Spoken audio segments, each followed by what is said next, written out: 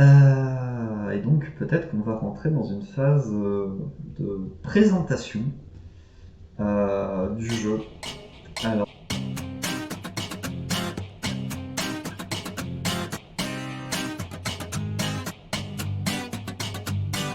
alors là, ça va être un peu plus compliqué pour moi, je dois vous avouer, parce que vendre un Medfan, c'est compliqué.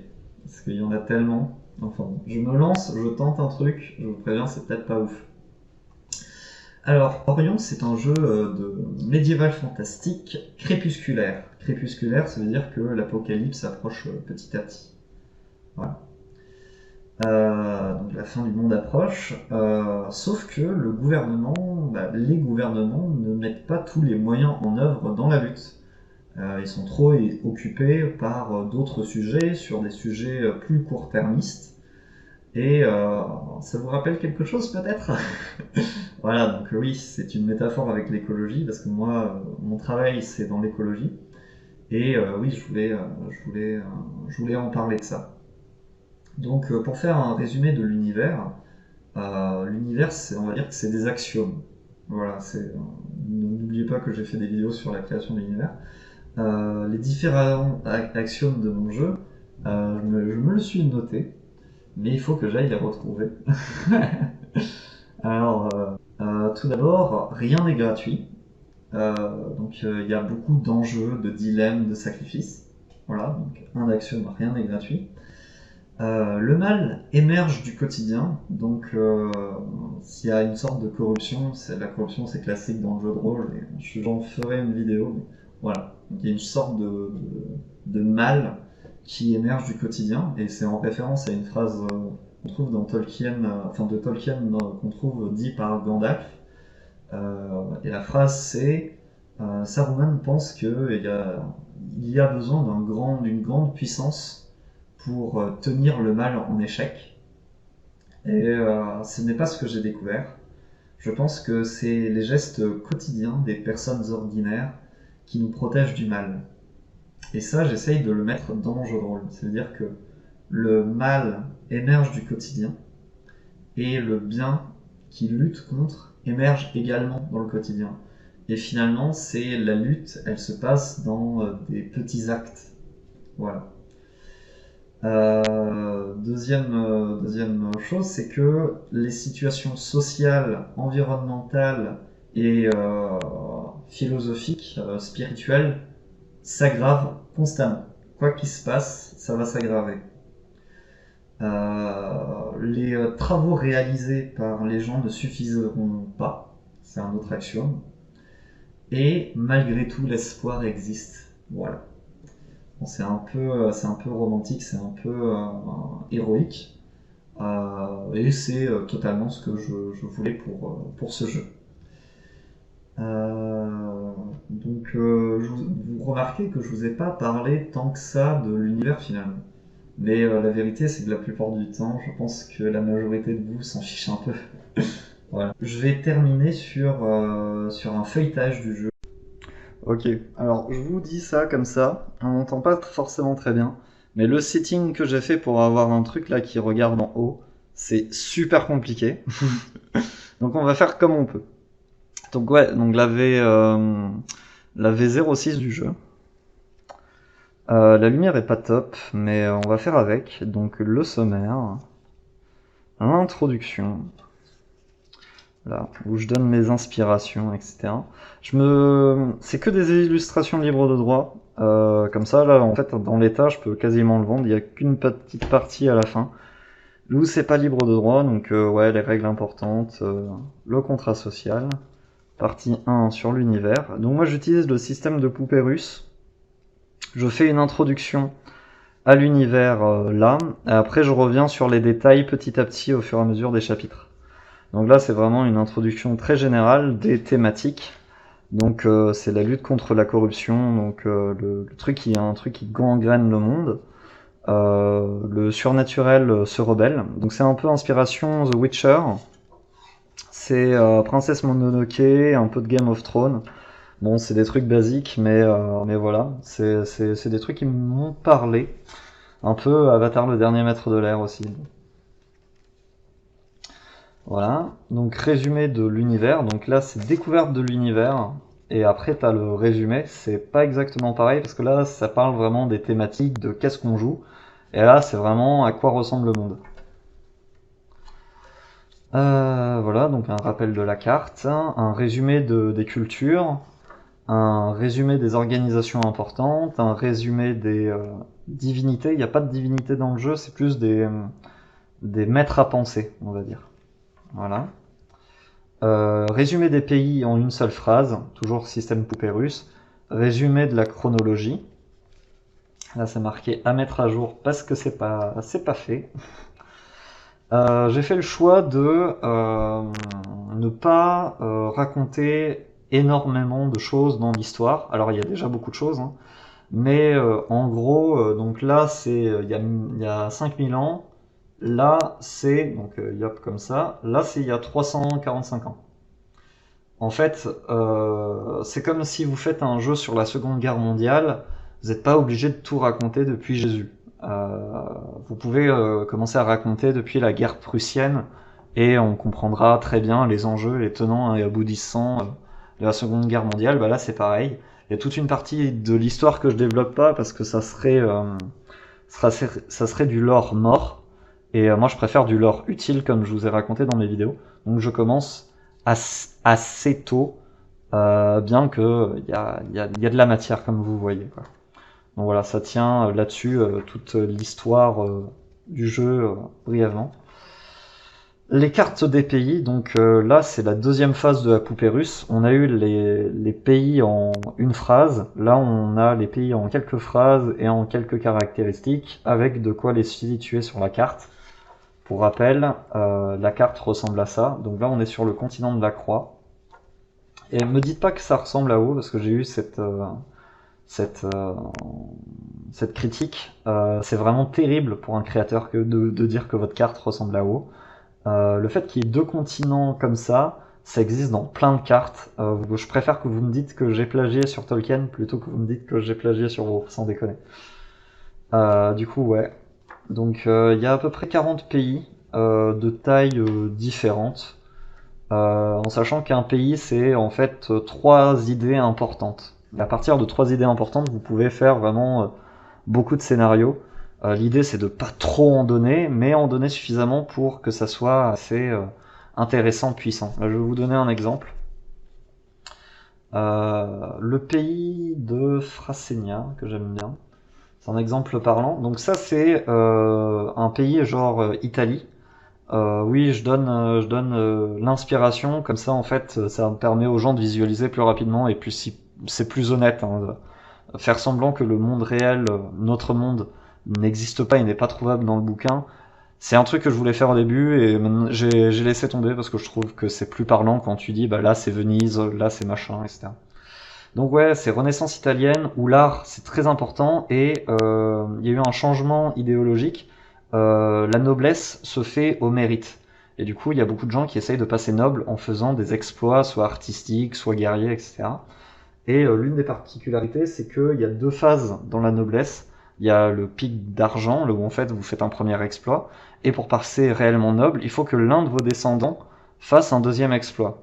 Et du coup, ça peut créer beaucoup de drames, beaucoup de situations où les parents poussent les enfants à faire des choses. Voilà, donc c'est une idée, il n'y a pas 10 milliards d'idées comme ça dans ce pays, mais cette idée permet de faire des scénarios, c'est une idée qui est très adaptable. Voilà. C'est un exemple parmi tant d'autres.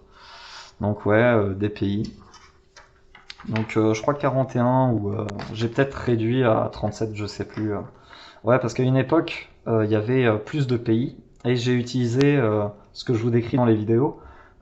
J'ai fusionné plusieurs pays entre eux pour avoir une densification des idées que j'aime bien et avoir un peu moins de nombre parce que là, j'admets que c'est déjà beaucoup. Mais en fait, il y a des pays qui sont beaucoup moins intéressants que d'autres. Il y a des pays qui sont juste là pour la forme, on va dire quoi. Pour de la diversité. Donc les organisations, pareil, il y en a trois qui sont réellement importantes et le reste c'est des petites bricoles.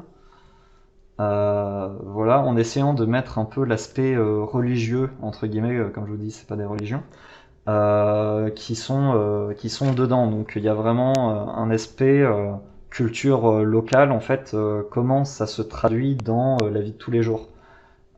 Voilà.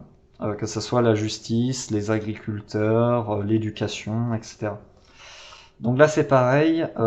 J'ai fait un peu de recherche en philosophie, en théologie, pour avoir des vrais trucs, en fait, pour les divinités. Donc on appelle ça des lois dans ce jeu. Et du coup, que chaque chose soit vraiment très thématisée. Là, par exemple, je me suis inspiré du moïsme pour un Loa qui est particulièrement dans le soin.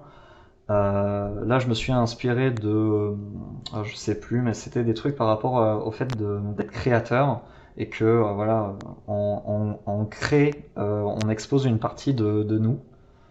Voilà, donc ça, c'est plutôt du taoïsme sur le non-agir. Voilà, c'est un truc intéressant. Lui, c'est vraiment une culture de confucianisme très traditionnelle, très chacun à sa place. Voilà, on a de la méritocratie ici. Euh, et voilà, c'est tout. Il y a six lois, c'est largement suffisant pour faire. Donc 6 dieux, c'est largement suffisant pour faire tout un tas de choses. Là, c'est les pays en détail, c'est la dernière étape des poupées russes. Là, c'est vraiment tout ça un pays, quoi. Il y a tout ça, et c'est vraiment des idées qui essayent d'être applicables. C'est pas juste des descriptions pour faire joli. Donc il y a des idées de PNJ, de lieux, d'activités à faire. Voilà. Donc là, c'est une grosse partie du lore. Voilà, là par exemple c'est un document de travail, il y a des références Wikipédia parce que je suis en train de travailler sur la question. Par exemple, c'est un système électoral à base de princes électeurs, qui était un truc que je crois qui s'est fait en République tchèque à une époque. Voilà, il y a des trucs intéressants à voir. Et du coup ouais, j'essaye d'avoir de la diversité, de m'inspirer. Par exemple on a tout un continent qui est un peu oriental. Et du coup, ouais, je m'inspire un peu de cette idéologie-là pour faire des choses, quoi. Voilà. Et je suis très content des trucs libres de droit que j'ai. S'il vous plaît, ne volez pas. Enfin, faites vos propres recherches. Il y a plein de trucs intéressants à prendre gratuitement. Moi, je vais faire un tableau récap des trucs que j'ai utilisés en fin de bouquin que j'ai pas encore mis dans celui-là, parce que j'y travaille. Mais c'est très intéressant en fait, de découvrir par soi-même des œuvres. Donc je vous invite à faire cette recherche-là et pas à prendre tout simplement, même si vous pouvez, il n'y a pas de problème. Mais voilà, je vous invite à avoir cette curiosité d'aller chercher, quoi. Donc là, c'est culture et langue. Bon, c'est un truc qui est pas forcément très passionnant, les langues à la base. Et j'essaye dans une idée de donner de la matière de jeu. Par exemple, on a du latin, donc quelqu'un qui a des connaissances en latin, ben, il va pouvoir les utiliser. On a une langue qui s'approche du chinois, là où en fait c'est que des voyelles, enfin c'est que des, comment dire, c'est des mots monosyllabiques, et de comment on le prononce, ça donne des sens différents. Donc au sein d'une même phrase, il peut y avoir différents sens selon l'accentuation que tu fais. Voilà par exemple. Donc des cultures, en sachant que les cultures sont également jouables. J'ai pas mal de scénarios où je m'inspire justement des particularités culturelles, sans rentrer dans des détails chiants, mais voilà, des trucs sympas. J'essaye de faire peu mais bien, mais un peu diversifié, quoi. Voilà, donc là c'était la partie univers. On est à la page 82. On rentre dans la partie création de groupe. Je fais la création de groupe avant la création de personnage pour avoir un groupe uni et intéressant. Parce que en commençant par les personnages, vous avez un melting pot un peu dégueulasse. Et c'est pas ce qui m'intéresse. Voilà, donc création de personnages. Donc on parle, voilà, donc on commence par le peuple, la classe, l'archétype. Après, on met les caractéristiques parce que c'est plus logique de faire dans ce sens-là, les compétences et l'équipement, tout simplement. C'est basique, mais ça marche bien. J'utilise pas le mot race parce qu'il est beaucoup trop connoté, j'utilise le mot peuple que je trouve beaucoup plus sympathique. Il y a beaucoup de peuples, je trouve, dans le jeu. J'en ai réduit déjà le nombre. À une époque, donc quand j'avais 16 ans, il y avait genre 11 peuples. Là, il y en a 1, 2, 3, 4, 5, 6, 7. 7 peuples et la possibilité de faire des mélanges, mais il y a 7 peuples, ce qui est déjà beaucoup. On a des espèces d'anges. On a des hommes bêtes qui sont déclinés sous plusieurs cultures, donc orientales, asiatiques, celtes. Voilà. On a les demi-orques, qui sont en fait une variante corrompue des bestianes, donc de ce peuple-là. Et j'essaye de faire à chaque fois que les peuples soient reliés au lore de façon intéressante, qu'il y a vraiment des choses à appuyer, en fait, à aller chercher durant le jeu. Donc là, des demi-géants qui ont la capacité de ressentir des émotions, enfin le don d'empathie, de ressentir les émotions des autres, pour faire des trucs sympas. Les elfes qui sont exilés, voilà, un peu en mode réfugiés syriens. Et du coup, c'est intéressant de un peu descendre les elfes de leur piédestal et de les mettre dans d'autres situations. Je trouve ça intéressant. Les nains qui sont aussi des hobbits, j'ai fusionné le concept de hobbit et de nains. Donc c'est à la fois des gens sous les montagnes, mais sous les collines aussi. Et je comprends pas pourquoi les gens n'ont pas fait ça plus tôt, parce que avoir des nains et des hobbits, bah, je trouve que ça se ressemble beaucoup, et je trouverais ça plus cohérent de faire ça au sein d'un même peuple, et d'avoir de la diversité. Avoir de la diversité culturelle au sein d'un peuple, je trouve ça hyper important. Là, les elfes, il y a des elfes qui sont plus indiens, il y a des elfes qui sont plus elfes classiques celtiques, on va dire. Voilà, quoi. Donc des humains basiques, et des sans mêlés. Parce que finalement, en fait, tu peux te faire un certain nombre de personnages différents juste en disant que tu peux mélanger les peuples, quoi. Donc classe et archétype. J'ai fait en sorte d'avoir la classe ici et les archétypes là, pour que vous ayez tout en une demi-page ou en 6 pages, enfin en 3 pages. Donc on a 3 types de magiciens différents. Là, c'est un problème de PDF. Voilà, ça arrive, mais c'est pas grave. C'est un work in progress, comme je vous dis. Donc les voleurs, les guerriers, là où justement il y a une page en plus. Là, c'est un tableau que j'ai repris, que j'ai un peu modifié, j'ai changé les choses. Là, on voit par exemple qu'il y a des oreilles d'elfes. C'est pareil pour les elfes d'avant, pour les peuples. J'ai modifié pour rajouter des oreilles d'elfes. Ça se voit pas forcément à la caméra, mais voilà, j'ai fait des petites retouches. Voilà, donc les paladins, les aventuriers roturiers, donc en gros c'est les rangers. Et voilà, donc il y a, je sais plus combien de classes, je crois qu'il doit y en avoir 6. Ah, peut-être que j'exagère, peut-être qu'il y en a 8. 1, 2, 3, 4, 5, 6, 7. Il y en a 7, il y a 7 peuples et 7 classes. Donc un historique pour personnaliser.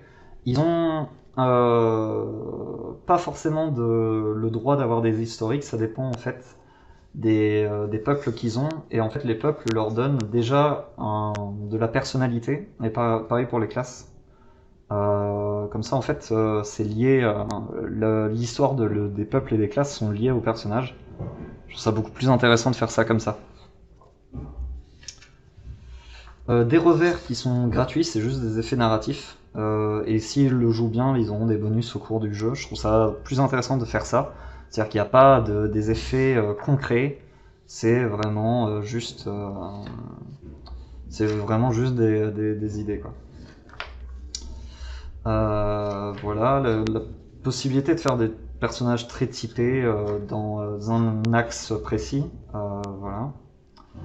Donc là, maintenant, les caractéristiques et les compétences. Et voilà, c'est tout, hein. Il y a que ça de compétences. Il y a 12 compétences. Et je trouve déjà ça beaucoup. Les équipements, bah, là, il y a tout ça. C'est les équipements. Après, il n'y en a plus. Montée de niveau. Et voilà. Donc ouais, l'idée, c'est d'essayer d'être le plus efficace possible. Même si, bon, ça reste un gros jeu. Ça parlera pas à tout le monde.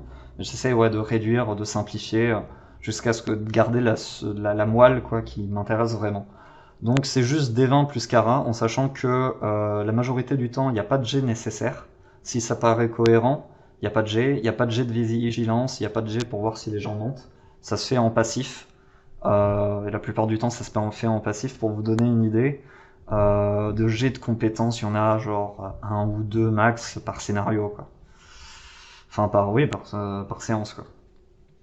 Donc des 20 plus Cara seuil, et voilà, c'est tout. Et il y a une particularité, c'est les dés de bronze. C'est que s'il y, y a des gens qui ont fait des trucs sympas, ils peuvent gagner des dés qu'ils peuvent lancer plus tard, quoi, pour donner un petit bonus. Et ils peuvent en avoir un certain nombre, et donc au bout d'un moment, même si tu as des bonnes idées, bah, tu donnes tes dés de bronze à tes potes. Et voilà, donc pour pas que ça soit trop tourné vers une seule personne, quoi. Et c'est très utile, hein, c'est très intéressant comme ça parce que ça permet de récompenser le roleplay et les actions qui sont voilà que le MJ aime, et du coup de plus tourner vers de plus tourner la chose vers quelque chose qui est aimé par tout le monde, on va dire. Quand vous ratez votre jet, vous pouvez faire un conflit, un enjeu, et du coup sacrifier un dé de bronze pour gagner cet enjeu, mais sacrifier quelque chose de supplémentaire. En fait, moi, ce que j'aime dans les jeux de rôle, c'est que même si c'est foiré, on peut, tu vois, s'arracher un bras, perdre tout ce qu'on aime, etc., juste pour réussir une action. Moi, j'ai envie d'avoir des jeux qui me permettent de casser mon bras pour réussir quelque chose, quoi. Et ben, ce jeu le permet. Donc, le combat, ça dure 5 pages, je crois. Donc toujours avec les questions des enjeux.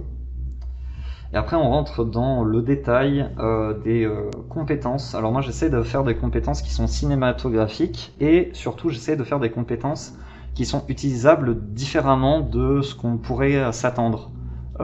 J'essaie de... C'est pas forcément évident et c'est pas forcément réussi. Que les joueurs s'accaparent les compétences pour en faire quelque chose qui n'était pas prévu à la base. Voilà, donc c'est compétences du guerrier, 5 pages, les compétences de l'assassin, 2 pages, compétences de l'aventurier, c'est 4 pages, voilà, un magicien c'est 2 pages, un deuxième magicien c'est 6 pages je crois, voilà, en essayant de donner un style à chaque fois. Et là, c'est magicien élémentaire, le truc le plus classique, en fait, le mage de base. Là, il y a un peu de pages, je l'admets, mais en soi, si vous êtes dans un élément, bah, c'est juste 2 pages, quoi. Voilà, vous avez juste ça et vous avez tout ce qu'il vous faut jusqu'au niveau 10, sachant que la plupart du temps, c'est 3 compétences, 2 ou 3 compétences par niveau, quoi. Et niveau 10, ça s'atteint très lentement. C'est le endgame. Le paladin, 2 pages, et voilà. Bon, je sais que ça vous intéresse pas forcément, je suis désolé. Donc ça, c'est la question des dernières règles. Donc c'est des idées, voilà. J'utilise le système d'usure pour comment ça s'appelle pour l'équipement. Là, je donne des settings, cadres préparés, des idées de setting. C'est-à-dire que les gens arrivent dans un village, il y a déjà des exemples de PNJ, de lieux, de trucs à faire. Et en fait, c'est un truc que tu peux réutiliser à chaque fois qu'ils rentrent dans un village, en sélectionnant les trucs différents, quoi. En te donnant le nombre d'habitants à peu près, le nombre de commerces que tu peux y trouver, qui est logique d'y trouver, les actions de village, genre une fête de village, ou un village qui rentre en guerre, un phénomène étrange, ce genre de trucs. De l'aide sur comment construire les scénarios. Donc là, c'est vraiment la partie que j'ai le moins travaillé parce que pour moi, elle se fait vraiment à la fin, quoi. Les secrets, les quelques secrets, voilà. Les grands méchants du monde, qui sont donc la tristesse, la haine, la folie, voilà, l'avarice, ce genre de choses. Des personnifications de choses banales du quotidien, on va dire. Voilà, c'est toujours dans les axiomes. Voilà. Et là, le bestiaire, on arrive bientôt à la fin, donc j'essaie de faire un bestiaire toujours dans l'idée d'efficacité. C'est-à-dire que un truc, ça peut vous faire différents niveaux en fait. Il y a une ligne, ça représente un niveau. Du coup, si vous voulez utiliser un orc qui n'est pas niveau 1 mais qui est niveau 2, vous pouvez parce qu'il y a la possibilité de faire ce genre de choses. Il y a des actions dynamiques, qui vous permet de en fait alimenter un peu le combat de manière cinématique d'un truc qui se passe voilà, il se passe un truc stylé en gros avec un petit effet, mais en soi, en toute honnêteté, l'effet mécanique est peut-être un peu moins important que l'effet cinématographique de l'action, quoi. Donc les nymphes, inspiration des nymphes, mais qui ont mal tourné, donc qui ont donné des sorcières. Je trouve ça assez intéressant comme concept, en tout cas j'en suis très content. Et là, c'est les méchants emblématiques du jeu, en fait, qui sont des gens du quotidien, qui ont mal tourné et qui se sont transformés en créatures. Voilà, c'est l'idée que, en fait, le mal émerge du quotidien, des gens normaux qui souffrent. Voilà, tout simplement. Voilà, je développe ça, et quelques créatures. Il y a, je crois, 30 pages de bestiaires, peut-être que j'exagère, mais un truc du genre. Pour faire des trucs un peu variés. Là, on rentre sur des pré-tirés pour un scénario plus tard. Et les pré-tirés sont adaptés au scénario, c'est-à-dire qu'on va traiter vraiment des thématiques par rapport aux pré-tirés. Moi, c'est ce que je me plains la plupart du temps dans des kits d'initiation, etc. C'est qu'en fait, les pré-tirés, en fait, ça pourrait être d'autres pré-tirés sur le scénario, on s'en fout. Bah, quitte à faire des pré-tirés, faites des pré-tirés qui résonnent avec votre scénario. Ça vous coûte pas bien plus cher de le faire. Voilà. Donc là, les illustrations sont effectivement pas libres de droit. Donc là, cette partie-là, par exemple, je pourrais pas la vendre. Mais je peux remplacer ça par des trucs libres de droit, quoi. C'est juste sur le coup. Bon, j'ai quand même essayé de citer les illustrateurs, hein, parce que je suis pas un connard quand même. Et du coup, là, on arrive sur une petite campagne de 4 scénarios. C'est entre 4 et 8 séances selon le rythme que vous voulez y mettre. Voilà, avec des descriptions. Donc c'est les 4 scénarios de la fille qui marche, inspirés très rapidement des 4 filles du docteur March. En gros, c'est vous accompagnez une fillette qui a perdu son père et vous l'accompagnez de l'Écosse à l'Espagne. L'idée c'est ça, et en fait à travers le voyage, vous allez découvrir les problématiques de l'univers. Voilà. Donc ouais, une moire, un cauchemar, donc ça c'est inspiré de la mare qui donne les cauchemars. Un truc inspiré du flûtiste de je sais plus quoi, le truc avec les rats et les enfants. Et voilà, un dernier scénario, la fiche personnage, donc ça tient en une seule page. Et j'en suis très content, en sachant que tu as un résumé des règles ici et ici. Donc en fait, la plupart des règles du jeu tient sur la fiche de personnage, et pour moi c'était important ça par exemple. Et voilà, c'est tout. 240 pages. Voilà.